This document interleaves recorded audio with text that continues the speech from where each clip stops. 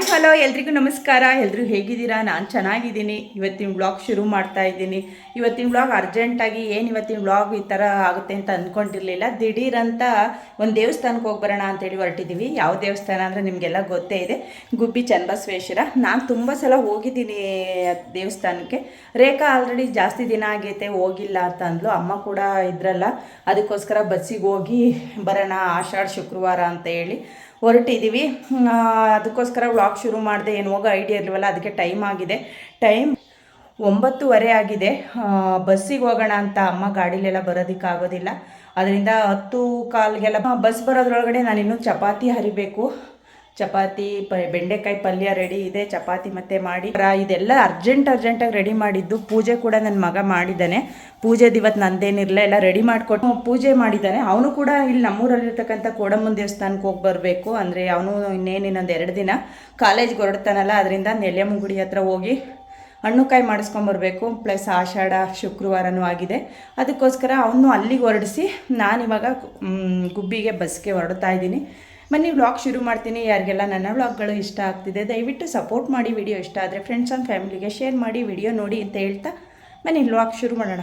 ಈ ವ್ಲಾಗ್ನ ಶುರು ಮಾಡಬೇಕಾದ್ರೆ ನನಗೆ ಯಾವತ್ತೂ ಕೂಡ ಗೊತ್ತಿರೋದಿಲ್ಲ ಇವತ್ತು ಏನೇನಾಗುತ್ತೆ ಅಂತ. ಸ್ಟಾರ್ಟ್ ಮಾಡಬೇಕಾದ್ರೆ ಅಷ್ಟೇ ನಾನು ಏನು ಸ್ಟಾರ್ಟ್ ಮಾಡಿರ್ತೀನಿ ಆ ವಿಡಿಯೋ ಮಾತ್ರ ಕ್ಯಾಪ್ಚರ್ ಮಾಡಿಕೊಂಡು ವ್ಲಾಗ್ ಶುರು ಮಾಡ್ತೀನಿ. ಬಟ್ ಅದು ಎಂಡ್ ಆಗೋದ್ರೊಳಗಡೆ ಈ ರೀತಿ ಆಯಿತಾ, ಇದೆಲ್ಲ ಆಗುತ್ತೆ ಅಂತ ಅಂದ್ಕೊಂಡಿದ್ನ ಅನ್ನೋ ರೀತಿ ವ್ಲಾಗ್ಗಳು ಎಂಡ್ ಆಗುತ್ತೆ. ಯಾಕೆ ಈ ರೀತಿ ಹೇಳ್ತಾ ಇದ್ದೀನಿ ಅಂದರೆ ವ್ಲಾಗ್ ನೋಡಿ ನಿಮಗೆ ಗೊತ್ತಾಗುತ್ತೆ. ತಿಂಡಿ ಆಗಿರಲಿಲ್ಲ, ಪೂಜೆ ಕೂಡ ಆಗಿತ್ತು. ನಾನು ಸ್ನಾನ ಮಾಡ್ಕೊಂಬಂದು ತಿಂಡಿಗೆಲ್ಲ ರೆಡಿ ಮಾಡಿಟ್ಟೋಗಿದ್ದೆ. ಬೆಂಡೆಕಾಯಿ ಪಲ್ಯ ಹಾಗೆ ಚಪಾತಿ ಮಾಡೋಣ ಅಂತ ಸ್ನಾನ ಮುಗಿಸ್ಕೊಂಬಂದು ರೆಡಿಯಾಗಿ ನನ್ನ ಮಗನ ಪೂಜೆ ಆಗೋದ್ರೊಳಗಡೆ ನಾನು ಚಪಾತಿ ಅರ್ದು ರೆಡಿ ಮಾಡ್ತಾ ಇದ್ದೀನಿ. ನಮ್ಮನೆಯವರು ಕೂಡ ಇನ್ನೂ ತೋಟದ ಹತ್ರದಿಂದ ಬಂದಿಲ್ಲ. ದೇವಸ್ಥಾನಕ್ಕೆ ಹೋಗೋದಕ್ಕೆ ಇನ್ನೂ ರೆಡಿ ಮಾಡ್ಕೊಬೇಕು. ನನ್ನ ಮಗ ಕಾಯಿ ಸುಲ್ಕೊಂಬಂದು ಕೊಟ್ಟಿದ್ದಾನೆ. ಇವತ್ತು ನಾನು ಕಾಯಿ ಸುಲಿಯೋ ಪ್ರಮೇಯ ಇಲ್ಲ. ಈಗ ನಮ್ಮನೆಯವ್ರು ಬರ್ತಿದ್ದಂಗೆ ಅವ್ರಿಗೆ ತಿಂಡಿ ಕೊಟ್ಟು ನನ್ನ ಮಗನ್ನ ಇಲ್ಲಿ ನಮ್ಮೂರಲ್ಲೇ ಇರ್ತಕ್ಕಂಥ ಕೋಡಮ್ಮನ ದೇವಸ್ಥಾನಕ್ಕೆ ನೆಲ್ಲಿಯಮ್ಮನ ಗುಡಿ ಹತ್ರ ಕಳಿಸ್ಬೇಕು. ಇನ್ನೇನು ಅವನು ದೇವಸ್ಥಾನ ಅಂದರೆ ಕಾಲೇಜ್ಗೆ ಹೋಗೋ ಟೈಮ್ ಹತ್ರ ಬರ್ತಾ ಇದೆ. ಇವತ್ತು ಶುಕ್ರವಾರ, ಆಷಾಢ ಸೋಮವಾರ ಆಗಿದೆ. ಅದರಿಂದ ನೀನು ಕೂಡ ಅಲ್ಲಿಗೆ ಹೋಗ್ಬಾ ಅಂತ ಹೇಳ್ತಾ ಇದ್ದೀನಿ ಅವನ್ನ. ಮತ್ತು ನಾನು ನನ್ನ ತಂಗಿ ನಮ್ಮಮ್ಮ 3 ಜನ ಬಸ್ಸಿಗೆ ಹೊರಡಬೇಕು. ನಾನು ಆಲ್ರೆಡಿ ಹೇಳಿದ್ದೀನಿ ನಿಮಗೆ ಸ್ಟಾರ್ಟಿಂಗಲ್ಲೇ. ಬಸ್ಸಿಗೆ ಹೋಗ್ತಾ ಇದ್ದೀವಿ ಗುಬ್ಬಿಗೆ. ಅಮ್ಮ ಇನ್ನೂ ಗಾಡಿಲೆಲ್ಲ ಕೂತ್ಕೊಳಂಗಿಲ್ಲ, ಡಾಕ್ಟ್ರ್ ಹತ್ರ ಚೆಕಪ್ಗೆ ಹೋಗಿದ್ರು. ಇನ್ನೂ ಒಂದು 3 ತಿಂಗಳು ಗಾಡಿಲೆಲ್ಲ ಹೋಗಬೇಡಿ, ಬಸ್ಸಲ್ಲಿ ಹೋಗಬೇಕಾದ್ರೆ ಬೆಲ್ಟನ್ನು ಹಾಕ್ಕೊಂಡು ಓಡಾಡಿ ಅಂತ ಹೇಳಿದ್ದಾರೆ. ಅದರಿಂದ ಅಮ್ಮ ಇನ್ನೇನು ಅವರು ಕೂಡ ಊರ ಕಡೆ ಹೊರಡ್ತೀನಿ ಅಂತ ಅಂಬ್ತಾ ಇದ್ದಾರೆ. ರೇಖಾ ತುಂಬ ಜಾಸ್ತಿ ದಿನ ಆಗಿದೆ ದೇವರು ಅಂದರೆ ಗುಬ್ಬಿ ಚನ್ನಬಸವೇಶ್ವರನ ದೇವಸ್ಥಾನ ನೋಡಿ ಅಂತ ಅಂತಿದ್ಲು. ಅದಕ್ಕೋಸ್ಕರ ಗುಬ್ಬಿಗೆ ಹೋಗಿ ಬರೋಣ ಅಂತ ಹೇಳಿ ಹೊರಡ್ತಾ ಇದ್ದೀನಿ. ಈಗ ನಮ್ಮನೆಯವ್ರು ಕೂಡ ಬಂದರು. ಅವ್ರಿಗೆ ನನಗೆ ಇನ್ನೊಂದು ಕಾಯಿ ಬೇಕಿತ್ತು, ಅದನ್ನು ಕೂಡ ಸುಲ್ಕೊಡಿ ಅಂತ ಹೇಳಿ ತಿಂಡಿ ತಿನ್ನೋದಕ್ಕೆ ನನ್ನ ಮಗನಿಗೆ ತಿಂಡಿ ಹಾಕ್ಕೊಟ್ಟೆ. ಈ ಬಸ್ ಟೈಮ್ಗೆ ಹೊರಡಬೇಕು ಅಂತ ಅಂದರೆ ಏನಾಗುತ್ತೆ ಅಂದರೆ ನಾವು ಮನೆ ಕೆಲಸ ಎಲ್ಲ ಮುಗಿಸಿ ಆ ಟೈಮಿಂಗ್ಸ್ಗೆ ಹೋಗಿ ಬಸ್ಸನ್ನು ಕ್ಯಾಚ್ ಹಾಕಬೇಕು ಅಂತ ಅಂದರೆ ತುಂಬ ಕಷ್ಟ ಆಗುತ್ತೆ. ಫೈನಲಾಗಿ ನಾನು ಇವತ್ತು ತಿಂಡಿ ಬಾಕ್ಸ್ಗೆ ಹಾಕ್ಕೊಂಡು ಹೋಗೋಣ, ಅಲ್ಲಿ ದೇವಸ್ಥಾನದ ಹತ್ರ ಪೂಜೆ ಎಲ್ಲ ಮುಗಿದ್ಮೇಲೆ ಆಚೆ ಕೂತ್ಕೊಂಡು ತಿನ್ನೋಣ ಅಂತ ಹೇಳಿ ಅಂದ್ಕೊತಾ ಇದ್ದೀನಿ. ನೋಡೋಣ, ಟೈಮ್ ಇದ್ದರೆ ತಿಂದು ಹೋಗ್ತೀನಿ, ಇಲ್ಲ ಅಂತಂದರೆ ಬಾಕ್ಸ್ಗೆ ಹಾಕ್ಕೊಂಡು ಹೋಗ್ಬಿಡ್ತೀನಿ. ನನ್ನ ಮಗನ ದೇವಸ್ಥಾನಕ್ಕೆ ಹೋಗೋದಕ್ಕೂ ಕೂಡ ಹಣ್ಣುಕಾಯಿ ರೆಡಿ ಮಾಡಿ, ನಾನು ತಗೊಂಡು ಹೋಗೋದಕ್ಕೂ ಕೂಡ ಹಣ್ಣುಕಾಯಿ ಎಲ್ಲ ರೆಡಿ ಮಾಡಿಕೊಂಡು ನಾನು ತಿಂಡಿನ ತಿನ್ಕೊಂಡೇ ಬಂದೆ, ತೊಗೊಂಡೇನು ಬರಲಿಲ್ಲ. ಅರ್ಜೆಂಟಲ್ಲಿ ಒಂದು ಚಪಾತಿ ತಿಂದು ಬಂದಿದ್ದು ನಾವು ಗುಬ್ಬಿಗೆ. ನೋಡಿ ಇವಾಗ ಬಸ್ ಇಳಿದು ನಾವು ಅಮ್ಮಂಗೆ ವಾಕ್ ಮಾಡೋಕ್ಕೆ ಹೇಳಿದ್ದಾರೆ. ವಾಕೆಲ್ಲ ತುಂಬ ಜಾಸ್ತಿ ಮಾಡಿ ಅಂತಲೇ ಹೇಳಿದ್ದಾರೆ. ಈಗ ನಾವು ಬಂದಿದ್ದು ಗುಬ್ಬಿ ಚನ್ನಬಸವೇಶ್ವರ ಆರ್ಚ್ ಹತ್ರ. ನೋಡಿ ನಿಮಗೆ ನೇಮ್ ಕೂಡ ತೋರಿಸ್ತಾ ಇದ್ದೀನಿ. ತುಂಬ ಜನ ಗುಬ್ಬಿ ಚನ್ನಬಸವೇಶ್ವರಿಗೆ ಒಕ್ಕಲುಗಳು ಕೂಡ ಇದ್ದೀರಾ. ಹಾಗೆ ತುಂಬ ಬೇರೆ ಊರುಗಳ ಕಡೆಯಿಂದ, ಬೇರೆ ಜಿಲ್ಲೆಗಳ ಕಡೆಯಿಂದ ಗುಬ್ಬಿ ಚನ್ನಬಸವೇಶ್ವರನ ಜಾತ್ರೆಗಾಗಲಿ ತೇರಿಗಾಗಲಿ ತುಂಬ ಜನ ಬರ್ತಾರೆ.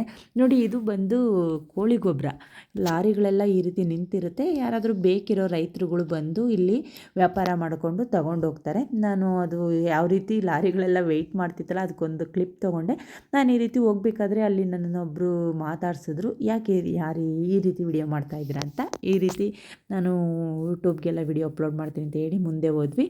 ನೋಡಿ ಈ ರೀತಿಯಾಗಿ ವಿಶ್ವದಲ್ಲೇ ಅತ್ಯಂತ ಅಂತ ಅಂದರೆ ಇದು ದೊಡ್ಡದೇನಲ್ಲ, ಎಲ್ಲ ಕಡೆ ಮಾಡಿರೋವಷ್ಟು ಹೈಟ್ಗೆ ಅಂದರೆ ಇದರಲ್ಲಿ ನನಗೆ ಮುರುಡೇಶ್ವರದಲ್ಲಿ ಇದೆಯಲ್ಲ ಆರ್ಚು, ಅಷ್ಟು ಎತ್ತರ ಆರ್ಚನ್ನು ರೆಡಿ ಮಾಡ್ತಿದ್ದಾರಂತೆ. ಖಂಡಿತವಾಗ್ಲೂ ನನಗೆ ಆ ರೀತಿ ಆರ್ಚ್ ಮಾಡ್ತಾರೆ ಅಂತ ನಿಜವಾಗ್ಲೂ ಗೊತ್ತಿರಲಿಲ್ಲ. ಹಾಗೆ ಲಿಫ್ಟಲ್ಲಿ ಹೋಗೋ ಥರ ಮಾಡ್ತಾಯಿದ್ದಾರಂತೆ. ನಾವು ಯಾಕೆ ಈ ರೀತಿ ಮುಂದಗಡೆ ಇಷ್ಟು ದೊಡ್ಡದಾಗಿ ಮಾಡಿದ್ದಾರೆ ಅಂತ ಅಂದ್ಕೊತಾ ಇದ್ವಿ. ನಾನು ನಮ್ಮ ಅತ್ತೆ ಮಗ ಹಂಗಂದ, ಅಷ್ಟು ದೊಡ್ಡ ಆರ್ಚ್ ಮಾಡ್ತಾ ಇರೋದು ಅಂತೇಳಿ. ಈ ರೀತಿ ಎಲ್ಲ ಕ್ಲೀನ್ ಮಾಡ್ತಾಯಿದ್ರಲ್ಲ, ಅಲ್ಲಿ ಒಂದು ಪೈಪಲ್ಲಿ ಅಷ್ಟು ವೈರ್ಗಳು ಇರ್ತಕ್ಕಂಥ ಪೈಪಲ್ಲಿ ದಾರ ಬಿದ್ದಿತ್ತು, ವೈರ್ಗಳು ಬಿದ್ದಿತ್ತು ನೋಡಿ. ಇದ್ರಾಗ ಎಷ್ಟು ವೈರ್ಗಳಿದೆ ಅಂತ ನಾನು ರೇಖಾ ಮಾತಾಡಿಕೊಂಡು ಈಗ ದೇವಸ್ಥಾನದೊಳಗಡೆ ಹೋಗ್ತಾಯಿದ್ವಿ. ಇದು ಎಷ್ಟು ದಿನ ಆಗುತ್ತೆ ಅಂತ ಇನ್ನೂ ಸರಿ ಗೊತ್ತಿಲ್ಲ, ಯಾಕೆಂದರೆ ಅಷ್ಟು ದೊಡ್ಡ ಗೋಪುರನ ಅವರು ರೆಡಿ ಮಾಡ್ತಾ ಇದ್ದಾರೆ ಅಂದರೆ ತುಂಬ ಟೈಮ್ ತೊಗೊಳುತ್ತೆ, ತುಂಬ ಕೆಲಸ ಮಾಡ್ತಾಯಿದ್ದಾರೆ ಎಲ್ಲ ಕಡೆ. ಎಲ್ಲ ಈ ದೇವಸ್ಥಾನ ಅಂತಲ್ಲ, ತುಂಬ ಎಲ್ಲ ಕಡೆನೂ ಕೂಡ ದೇವಸ್ಥಾನಗಳನ್ನ ಅಭಿವೃದ್ಧಿ ಪಡಿಸ್ತಾ ಇದ್ದಾರೆ.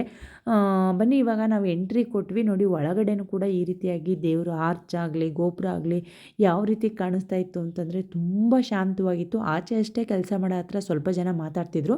ನಾವು ತುಂಬ ಜನ ಇರಬೇಕು ಅಂತೇಳಿ ಒಳಗಡೆ ಬಂದರೆ ದೇವಸ್ಥಾನದೊಳಗಡೆ ಜನನೇ ಇರಲಿಲ್ಲ. ನಾವು ಇಷ್ಟು ಜನ ಇರ್ದಂಗೆ ಇರ್ತಾರೆ ಅಂತ ಖಂಡಿತವಾಗ್ಲೂ ಅಂದ್ಕೊಂಡಿರಲಿಲ್ಲ. ಇವತ್ತು ಆಷಾಢ ಬೇರೆ ಇರುತ್ತಲ್ಲ, ಜನ ಇರ್ತಾರೆ ಅಂತ ಅಂದ್ಕೊಂಡ್ವಿ.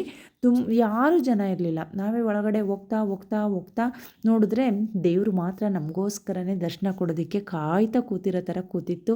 ನಾವು ಹೋದ್ವಿ ನೋಡಿ. ಎಷ್ಟು ದೊಡ್ಡ ಆರ್ಚ್ ಇದು ಕೂಡ, ಗೋಪುರ ತುಂಬ ದೊಡ್ಡದಾಗಿದೆ. ಗೋಸಲ ಶ್ರೀ ಚನ್ನಬಸವೇಶ್ವರ ಸ್ವಾಮಿ ಸನ್ನಿಧಿ ಅಂತ ಅಮ್ಮ ರೇಖಾ ಮುಂದೆ ಹೋಗ್ತಾಯಿದ್ರು, ನಾನು ವಿಡಿಯೋ ಮಾಡ್ಕೊಂಡು ನಿಧಾನಕ್ಕೆ ಹಿಂದೆ ಹೋಗ್ತಾಯಿದ್ದೆ. ಇಲ್ಲಿ ಬೋರ್ಡ್ ಕೂಡ ಹಾಕಿದ್ರು ವಿಡಿಯೋ ಮಾಡೋಂಗಿಲ್ಲ ಅಂತ, ಎಲ್ಲಿ ಮಾಡಬೇಡಿ ಅಂತ ಹೇಳ್ತಾರೋ ಅಂತ ಅಂದ್ಕೊಂಡೆ ನಿಧಾನವಾಗಿ ನಾನು ಒಳಗಡೆ ಹೋದೆ. ಬಟ್ ಅವ್ರು ಅಲ್ಲಿರ್ತಕ್ಕಂಥ ಏನಾರೇನು ಆ ರೀತಿ ಹೇಳಲಿಲ್ಲ, ಅದರಿಂದ ನಾನು ವಿಡಿಯೋ ಕ್ಯಾಪ್ಚರ್ನ ಮಾಡಿದೆ. ನಾವೇ ಆಗಿದ್ದರಿಂದ ಐನವರು ಬಂದು ನಮಗೆ ಹಣ್ಣು ಕಾಯಿನ ತೊಗೊಂಡು ಮಂಗಳಾರತಿ ಮಾಡಿಕೊಟ್ರು. ದೇವರ ಅಲಂಕಾರ ಅಂತೂ ತುಂಬ ಚೆನ್ನಾಗಿತ್ತು, ಹಾಗೆ ದೇವಸ್ಥಾನ ಅಂತೂ ತುಂಬ ಪ್ರಶಾಂತವಾಗಿತ್ತು. ಆ ಕಲ್ಲಿನ ಕಂಬ ನೋಡ್ತಾ ಇದ್ರೆ, ಆಮೇಲೆ ನೆಲ ಎಲ್ಲ ತುಂಬ ತಣ್ಣಗಿತ್ತು. ನಮಗಂತೂ ದೇವಸ್ಥಾನದೊಳಗಡೆ ಹೋಗ್ತಿದ್ದಂಗೆ ಪಾಸಿಟಿವ್ ವೈಬ್ಸ್ ಅನ್ನೋದು ಹಾಗೆ ಮನಸ್ಸಲ್ಲಿ ಖುಷಿ ಆಯಿತು ದೇವಸ್ಥಾನಕ್ಕೆ ಹೋದರೆ. ಬಟ್ ಏನಂತ ಅಂದರೆ ದೇವಸ್ಥಾನಗಳಿಗೆ ಹೋದರೆ ಆ ಸರದಿ ಸಾಲಲ್ಲಿ ನೂಕಾಡ್ಕೊಂಡು ತಳ್ಳಾಡ್ಕೊಂಡು ನಾವು ಫಸ್ಟು ಕಾದು ಸುಸ್ತಾಗಿ ದೇವ್ರ ದರ್ಶನ ಮಾಡಿದ್ರೆ ಅದೊಂದು ಟೈಮು ನಾವು ದೇವಸ್ಥಾನಕ್ಕೆ ಹೋಗಿ ಬಂದಿದ್ದೀವಿ ಅಂತ ಫೀಲ್ ಆಗೋದು ಅಂತ ಅನಿಸುತ್ತೆ. ನಿಜವಾಗ್ಲೂ ಇವತ್ತು ನಮಗೆ ದೇವಸ್ಥಾನಕ್ಕೆ ಹೋಗಿ ಬಂದ್ವಿ ಅನ್ನಿಸ್ಲಿಲ್ಲ, ಯಾಕಂತಂದರೆ ಯಾರೂ ಇರಲಿಲ್ಲ. ನಾವೇ ಹೋಗ್ತಿದ್ದಂಗೆ ಹಣ್ಣು ಕಾಯಿ ಮಾಡಿಸಿದ್ವಾ, ಅದಾದಮೇಲೆ ಒಂದು 10 ನಿಮಿಷ ಕೂತ್ಕೊಂಡು ಬಾಳೆಹಣ್ಣು ಎಲ್ಲ ತಿಂದ್ವಾ. ಅಷ್ಟರಲ್ಲಿ ನಮ್ಮ ಅತ್ತೆಗೆ ಫೋನ್ ಮಾಡಿದ್ದು, ಅತ್ತೆ ಏನು ಮಾಡ್ತಿದ್ದೆ, ದೇವಸ್ಥಾನಕ್ಕೆ ಬರ್ತೀಯಾ ಅಂತ ಹೇಳಿ. ಅತ್ತೆ ನಾನು ದೇವಸ್ಥಾನಕ್ಕೆ ಬರೋದಿಲ್ಲ ಯಶು, ಹುಷಾರಿಲ್ಲ, ಗುಬ್ಬಿಲೇ ಇದ್ದೀನಿ, ಹಾಸ್ಪಿಟ್ಲಿಗೆ ಕರ್ಕೊಂಬಂದಿದ್ದೀನಿ, ನಿಮ್ಮದೆಲ್ಲ ಪೂಜೆ ಆಗಿದ್ದರೆ ಅಲ್ಲಿ ಬರ್ತೀವಿ, ನಮ್ಮ ಅತ್ತೆ ಮಗ ಕಾರಲ್ಲಿ ಬಂದಿದ್ದೀವಿ, ಬರ್ತೀವಿ ಬರ್ರಿ ಅಂತ ಅಂದರು. ನಾವು ಇಲ್ಲಿ ದೇವಸ್ಥಾನದ ಹತ್ರ ನಮಗೆ ನೆಂಟರು ಪರಿಚಯ ಇದ್ದವರೊಬ್ಬರು ಮನೆ ಇತ್ತು, ಅಲ್ಲಿಗೆ ಹೋಗಿ ಮಧ್ಯಾಹ್ನದವರೆಗೂ ಗುಬ್ಬಿಲೆಲ್ಲ ಓಡಾಡಿಕೊಂಡು ಮಧ್ಯಾಹ್ನ 2 ಗಂಟೆ ಬಸ್ಗೆ ಹೋಗೋಣ ಅಂತ ಅಂದರೆ ನಾವು ಅರ್ಧ ಗಂಟೆನೂ ದೇವಸ್ಥಾನದೊಳಗಡೆ ಇರೋಕ್ಕಾಗಲಿಲ್ಲ. ಯಾಕಂತಂದರೆ ನಾವು ದೇವಸ್ಥಾನದಿಂದ ಆಚೆ ಬರೋವಷ್ಟರಲ್ಲಿ ನಮ್ಮ ಅತ್ತೆಯವ್ರು ಬಂದು ನಮಗೋಸ್ಕರನೇ ವೆಯ್ಟ್ ಮಾಡ್ತಿದ್ರು. ಆಚೆ ಬಂದ ತಕ್ಷಣವೇ ಕಬ್ಬಿನಲ್ಲಿ ಕೊಡಿಸಿದ್ರು.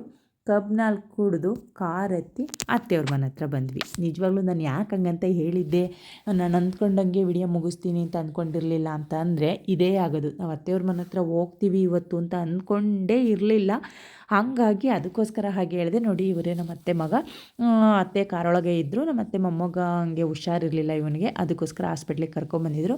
ಫೈನಲ್ಲಾಗಿ ಅಂತೂ ಇಂತೂ ಹಂಗೆ ಆಡ್ಕೊಂಡು ಬಂದು ಅತ್ತೆ ಮನೆ ಸೇರಿದ್ವಿ. ಇವತ್ತು ಅತ್ತೆಯವ್ರ ಮನೆ ಬರೋ ಪ್ಲಾನೇ ಇರಲಿಲ್ಲ, ಅಂದ್ಕೊಂಡಿದ್ದೆಲ್ಲ ಆಗುತ್ತೆ ಅನ್ನೋದಕ್ಕೆ ಇದೊಂದು ಚಿಕ್ಕ ಉದಾಹರಣೆ. ಅತ್ತೆಯವ್ರ ಮನೆ ಹತ್ರ ಬರ್ತಿದ್ದಂಗೆ ರೇಖಾ ಗಿಡಗಳನ್ನೆಲ್ಲ ನೋಡೋದಕ್ಕೆ ಶುರು ಮಾಡಿದ್ಲು. ನಾನು ಕೂಡ ಒಳಗಡೆ ಹೋಗಿ ಒಂದು ಫೋನ್ ಬಂದಿತ್ತು ನಮ್ಮನೆಯವ್ರದ್ದು, ಫೋನಲ್ಲಿ ಮಾತಾಡಿಕೊಂಡು ಒಳಗಡೆ ಹೋದ್ವಿ.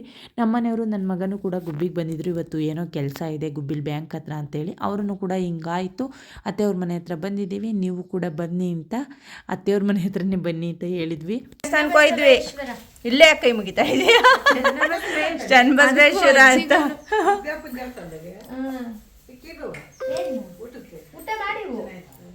ದೇವಸ್ಥಾನದಲ್ಲಿ ಮಾಡಲಿಲ್ಲ, ದೇವಸ್ಥಾನದಲ್ಲಿ ಎಲ್ಲ ಮಾಡಿದೆ.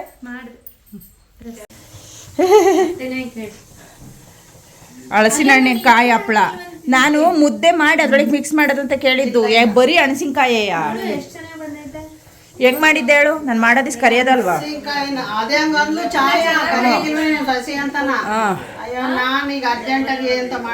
ಇನ್ನೊಂದಿಸ್ ಮಾಡಿರಿ ನೀನೇ ಕರಿ ಮಾಡ್ತೀನಿ, ನೀನೇ ಮಾಡತ್ತೀನಿ. ಏನ್ ಮಾಡ್ದೆ ಹೇಳು, ಏಯ್ ಸುಮ್ನಿರೆ, ತೊಳೆ ತಕೊಂಡು ಆಮೇಲೆ ಇಡ್ಲಿ ಬೇಯಿಸ್ದಂಗೆ ಒಂದು 10 ನಿಮಿಷ 5 ನಿಮಿಷ ತೊಳೆಯ ಹಳಸಿನ ತೊಳೆಯ ಒಳಗೆ ಬೇಯಿಸ್ಕೊಬೇಕು. ಬಟ್ಟೆ ಕಟ್ಟಾರ ದಬ್ರಿ ದಬ್ಬು ಇದಾರ ಮಾಡ್ಕೊಬಹುದು.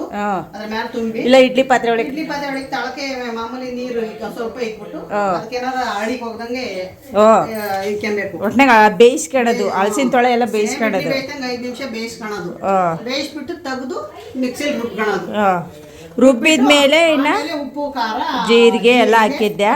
ಅದಷ್ಟೇ. ಹಂಗಾರೆ ಯಾವ ಹಿಟ್ಟು ಇಲ್ಲ, ಬರೀ ಹಳಸಿನಣ್ಣೆ, ಇಟ್ಟು ಇಲ್ಲ, ಉಂಡೆ ಮಾಡ್ಕೊಂಡು ಹಳಸಿನ ಹಣ್ಣಿನ ಹಪ್ಳ. ಒತ್ತಿ ಒತ್ತಿ ಹಾಕೋದು. ಇನ್ನೊಂದ್ಸತಿ ಯಾವಾಗ್ಲಾರ ಮಾಡ್ದಾಗ ಹೇಳು. ಮುಂದೆ ಸರಿ ಹ್ಞೂ, ಮುಂದಿನ ವರ್ಷಕ್ಕೆ ಆಗ. ಒಂದು ಚಾಯ್ ಬರೋಳು ಅಂತ ಹ್ಞೂ, ಯಾವತ್ತಲೇ ಹೇಳಿದ್ರು ಬರೀವಿ, ಬಾಣ್ಲಿಲ್ಲ ಎಣ್ಣಿಲ್ಲ. ಅದೇ ಜಾಸ್ತಿ ಸಿಹಿ ಆಗ್ಬೋದೇನೋ. ಒಂದು ಸಿಪ್ರ ಐತಿ, 2 ಕಾಯಿ ಮಾಡಿದ್ದೆ.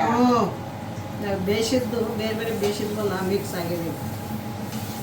ಫುಲ್ ತೆಳ್ಳಗಾಗಲ್ವಾ? ಅದೇ ಒಂಚೂರು ತೆಳಗೈತಿ, ಇನ್ನೊಂದು ಸ್ವಲ್ಪ ದಪ್ಪ ನಿಲ್ಲಿಸ್ಬೇಕಾಯ್ತು ನಾವು. ಹ್ಞೂ, ತೆಳ್ಳಗಾಗ್ಯವೆ. ಹೆಂಗ್ ಬೇಕಾದ್ರೆ ಒತ್ತಿ ಬಂದ್ವಲ್ಲ, ಒತ್ತಿ ಹಾಕಿವಿ. ಓದಕ್ಕೆ ಚೆನ್ನಾಗಿ ಬಂದು ಅಂತ ಪೇಪರ್ ಒತ್ತಿ ಒತ್ತಿ ಬಟ್ಟೆ ಮ್ಯಾಗ ಹಂಗೆ ಹಾಕೋದು. ಇನ್ನೊಂದು ಸ್ವಲ್ಪ ಒಣಗಿಸ್ಕೊಂಡ್ಲಪ್ಪ. ಚಿಗ್ರಿರ ತಕೊಯಿಲ್ವಾ ನೀನು? ಇಲ್ಲಿ ಸೈಡಲ್ಲಿ ಇತ್ತು ಹಳೇದು. ನಾಟಿದಲ್ವಾ ಇದು? ಅದಕ್ಕೆ ಸಂತೆಗಳಲ್ಲಿ ಇಷ್ಟು ಸಣ್ಣದಿರೋದೇ ಇಲ್ಲ. ಚೆನ್ನಾಗಿ ಬಿಡ್ಸು.